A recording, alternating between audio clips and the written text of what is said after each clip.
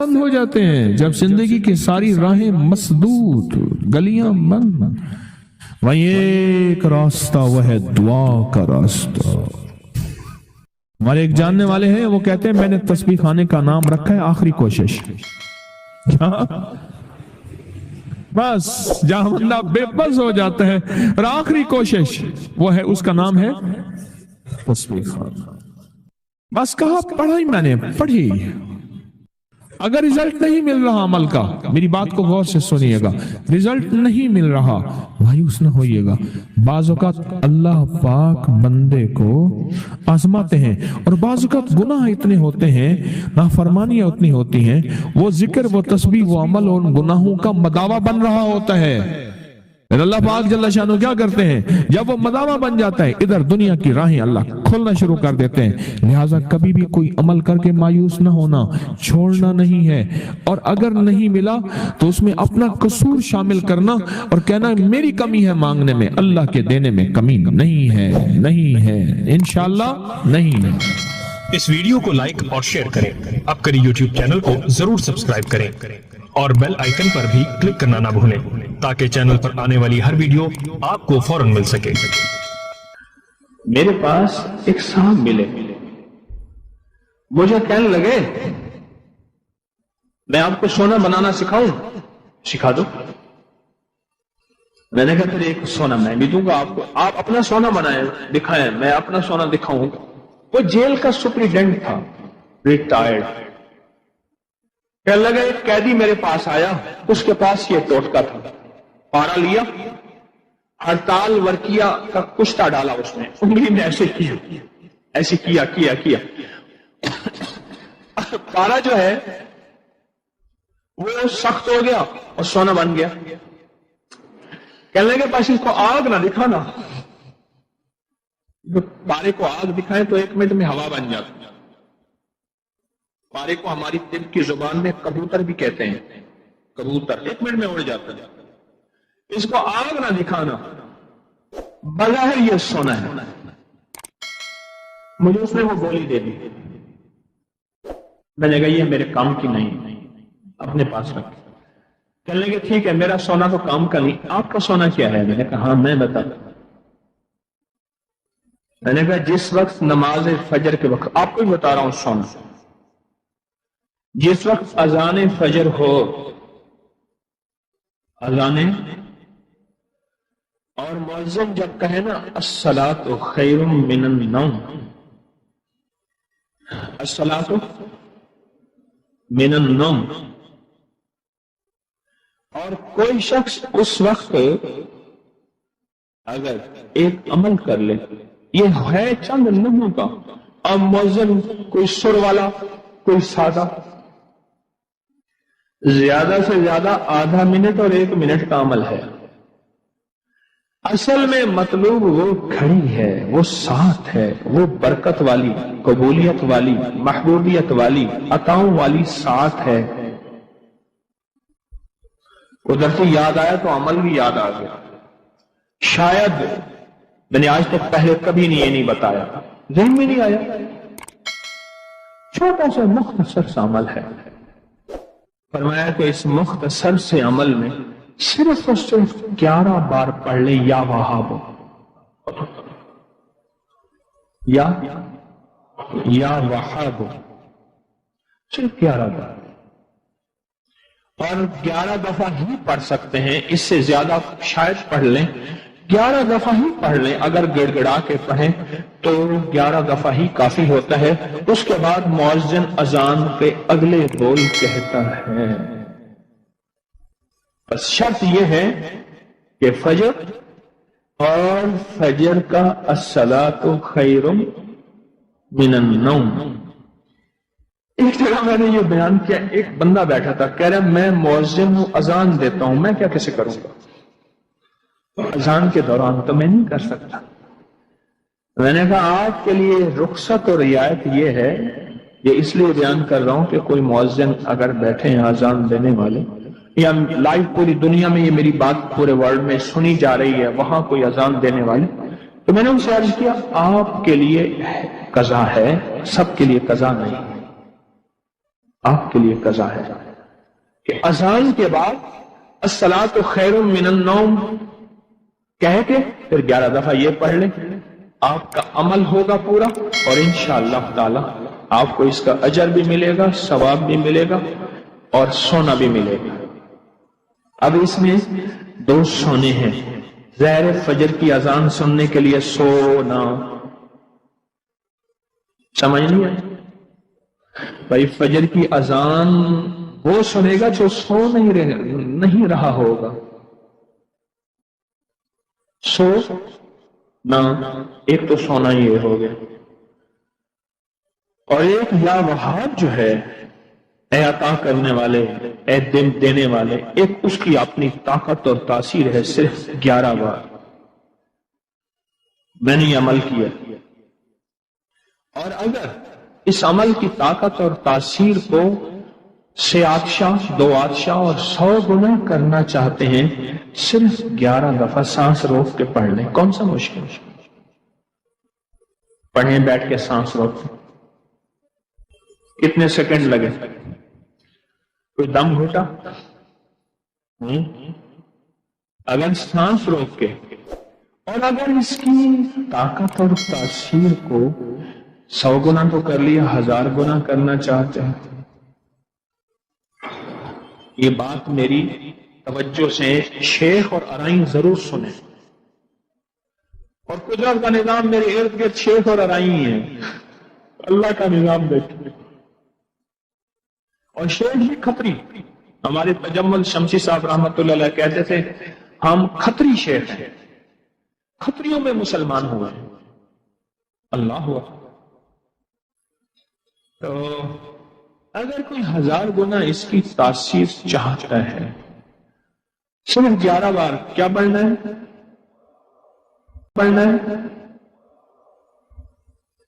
کمنگری کا یہ راز تھا، اگر میں قبر میں لے کے چلا جاتا تو بڑا افسوس ہوتا، سچی بات ہے، افسوس بڑا ہوتا۔ میں نے نیت کی ہے، دعویٰ نہیں، کہ اللہ میری قبر میں میرے ساتھ جو مجھے موتی ملے ہیں کہیں کہیں سے، جہاں جہاں سے، انسانوں سے یا اس کے علاوہ کسی اور مخلوق سے، یا کتابوں سے، یا بزرگوں سے، یا صلحاء سے، یا اکابر سے، یا اللہ جو موتی مجھے ملے ہیں، یا اللہ میری کفن میں، میرے قبر میں میرے ساتھ نہ چاہے۔ مخلوق کی امانت مخلوق کو دے کے جاؤں، اللہ یہ کر دے، دعویٰ تو نہیں کر سکتا، وعدہ بھی نہیں کر سکتا۔ الصلاۃ خیر من النوم۔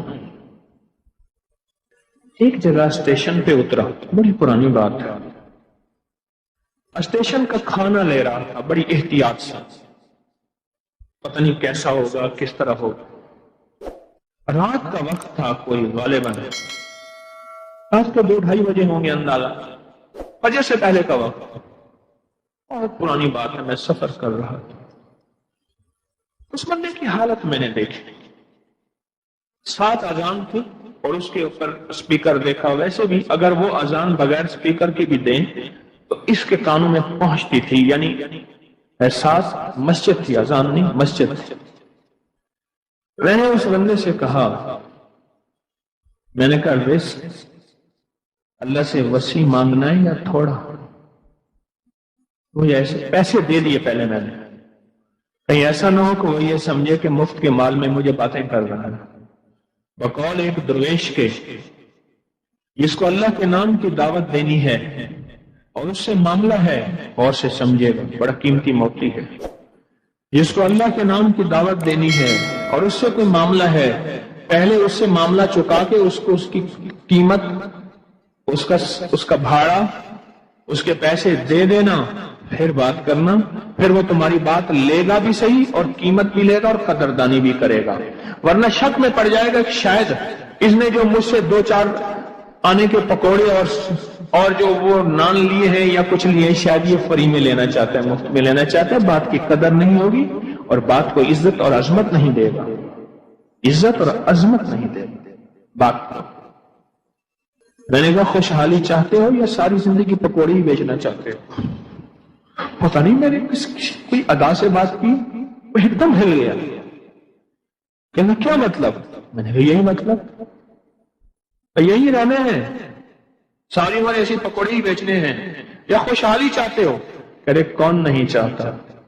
تو میں نے کہا ایک لفظ دیتا ہوں، یا وہاب، پڑھو۔ میں نے اس سے کہا تھا، یہ میں نے اس سے کہا تھا، چلو آپ نے بھی پڑھ لیا، ثواب مجھے مل گیا۔ میں کراچی میں جاتا ہوں کبھی کبھار، وہاں ایک صاحب ہیں، محبت سے بلاتے ہیں، بہت زیادہ بلانے والے ہیں، ان کے ہاں چلا جاتا ہوں۔ میں نے دیکھا تو ان کا بھائی جو ہے ایسے چل رہا تھا تو ہاتھ میں تسبیح تھی، بات تھوڑی کرتا تھا، تسبیح زیادہ پڑھتا تھا۔ اس کا دبئی میں بہت بڑا کاروبار، جسے کہنا چاہیے بہت بڑا کاروبار دبئی میں۔ کہنے لگا گاڑی میں جا رہا تھا، کچھ لوگ آئے، گاڑی کا دروازہ کھولا، بیٹھے، مجھے لے گئے، پھر میرے گھر والوں کو مہینوں پتہ نہ چلا، اور اس کے بعد بڑی اذیتوں کے بعد میں چھوٹا۔ اب وہاں بیٹھ کے پھر اللہ ہی تھا تنہائی میں، اور تو کوئی تھا ہی نہیں۔ کہا کہ وہ اللہ سے ذکر کرنے اور باتیں کرنے کی ایسی کوئی مجھے عادت سی پڑ گئی ہے، اب لوگ مجھے کہتے ہیں کہ آپ جیل کی اذیتوں کی وجہ سے خاموش ہو گئے ہیں۔ میں لوگوں کو لاکھ کہتا ہوں، نہیں، وہ مانتے نہیں۔ جیسے نا بندہ کوئی غم کی وجہ سے بعض اوقات نا چپ ہو جاتا ہے، وہ کیوں کہتے ہیں؟ اسے چپ لگ گئی ہے، خاموش ہو گیا ہے۔ کہا کہ میں لوگوں کو کہتا ہوں نہیں، میں جیل کی وجہ سے خاموش نہیں ہوں۔ اس قید نے، اس جیل نے میرے اوپر جو آزمائش بھیجی ہے، اس قید نے اور جیل نے میرے اوپر جو آزمائش بھیجی ہے، اور میں پھر وہاں ذکر کا عادی بنا، دعاؤں کا عادی بنا، تسبیح کا عادی بنا، اعمال کا عادی بنا، اور وہ عادت سی پڑ گئی ہے، اور وہ عادت سی ایسی پڑی ہے کہ بس سارا دن اب اسی میں لگا رہتا ہوں، سارا دن اب اسی ذکر میں اور اسی یاد میں لگا رہتا ہوں۔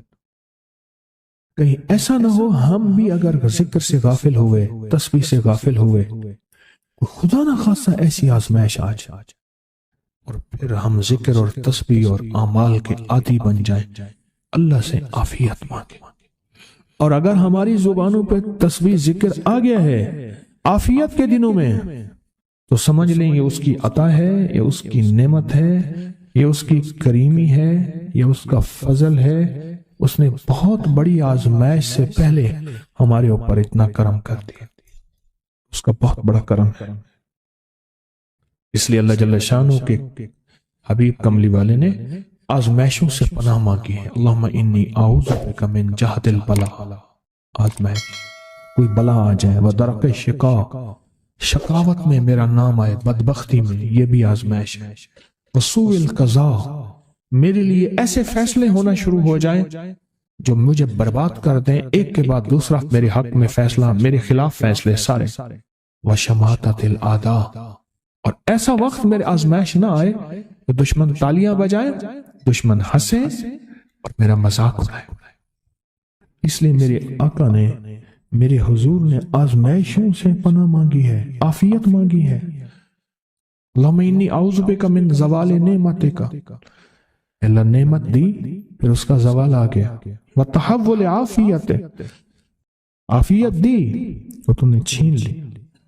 اللہم انی اعوذ بک من زوال نعمتک وتحول عافیتک وفجاءت نقمتک وجمیع سخطک، اے اللہ کو میرے اوپر ایسے حملے ہوں اور سختیاں میرے اوپر شروع ہوں، مولا میں اس سے پناہ مانگتا ہوں۔ میں مانگتا کیا ہوں؟ ربنا آتنا فی الدنیا حسنہ، اس سے دنیا کا بہترین پیکج مانگتا ہوں، اور فی الآخرۃ حسنہ، تو اس سے آخرت کا بہترین پیکج، شاندار، لاجواب، بہترین۔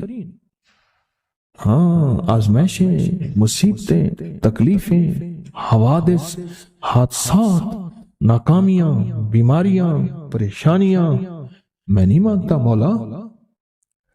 اللہم انی اعوذ بک من الہم والحزن، ہم کہتے ہیں ٹینشن کو، انزائٹی کو، اسٹریس کو، ڈپریشن کو، اندر غم ہے باہر پتہ ہی نہیں، اس کو ہم کہتے ہیں۔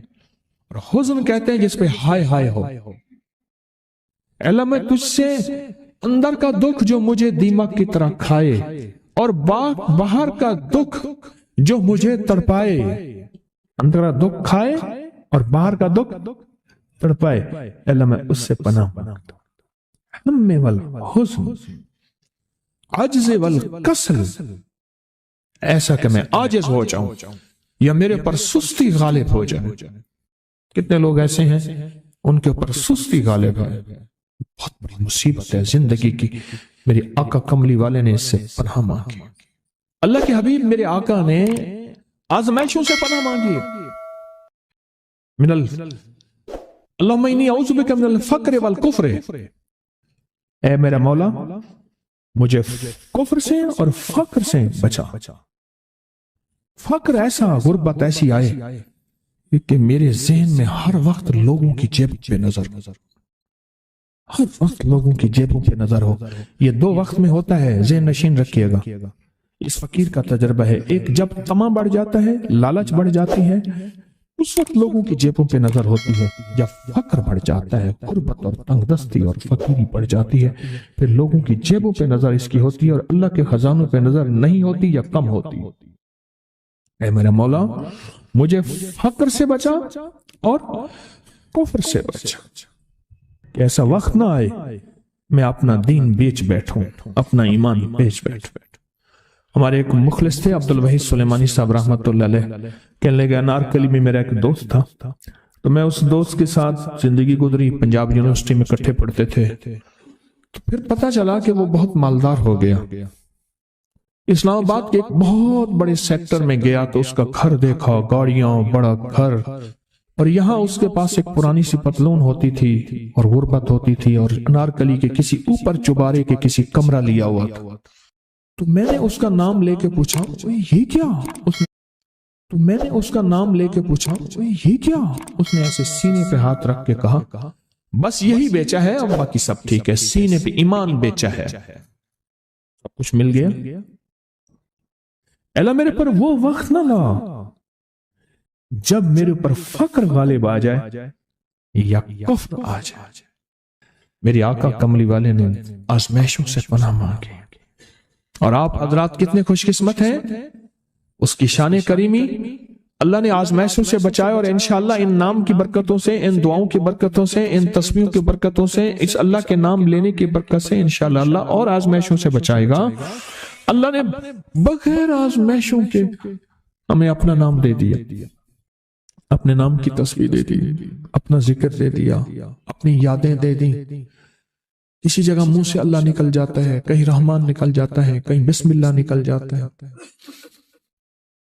ابو عبداللہ مغربی فرماتے ہیں میں نے رسول اللہ صلی اللہ علیہ وسلم کو خواب میں دیکھا، عرض کیا مجلہ سے ایک حاجت ہے، کس وسیلے سے دعا مانگوں؟ عرض کیا مجھے اللہ سے ایک حاجت ہے، کس وسیلے سے دعا مانگوں؟ کوئی عمل بتا دیں، کوئی وسیلہ بتا دیں آقا۔ میں نے حضور سے خواب میں سوال کیا، آپ نے ارشاد فرمایا جس کو بھی اللہ سے کوئی حاجت ہو اسے چاہیے وہ سجدے کرے، یعنی 2 رکعت ادا کرے، اور سجدے کی ہر رکعت میں 40 مرتبہ آیت کریمہ پڑھے، جو میں عمل میں بتایا کرتا ہوں، لا الہ الا انت سبحانک انی کنت من الظالمین۔ جب بھی کوئی مشکل ہو، الجھن ہو، پریشانی ہو، کوئی تکلیف ہو، کوئی مسئلہ ہو، تو میرے حضور نے فرمایا کہ تو ایسا کر، تو ایسا کر، تو کیا کر، تو نفل پڑھ، ہر رکعت میں سبحان ربی الاعلیٰ کے بعد 40 مرتبہ آیت کریمہ پڑھ، اور پڑھ ایسے ڈوب ڈوب کے، مانگ مانگ کے، گڑ گڑا کے، بھکاری محتاج سائل اور منگتا بن کے پڑھ۔ اور حدیث میں آیا کہ کوئی مصیبت زدہ اس کو نہیں پڑھتا جس کی مصیبت دور نہیں ہوتی۔ آیت کریمہ کو فرمایا کوئی مصیبت زدہ اگر پڑھ لے اس کی مصیبت دور ہوتی ہے۔ اور ایک اور حدیث میں ہے کہ کبھی ایسا نہیں ہوا کہ کسی مسلمان آدمی نے کسی چیز کے لیے اسے پڑھا ہو اور اس کی دعا قبول نہ ہوئی ہو، اور اس کو ترمذی اور نسائی نے روایت کیا ہے۔ میرے آقا فرماتے ہیں کہ میں جب شب معراج میں میرا ایک شخص پر گزر ہوا جو نور عرش میں چھپا ہوا تھا،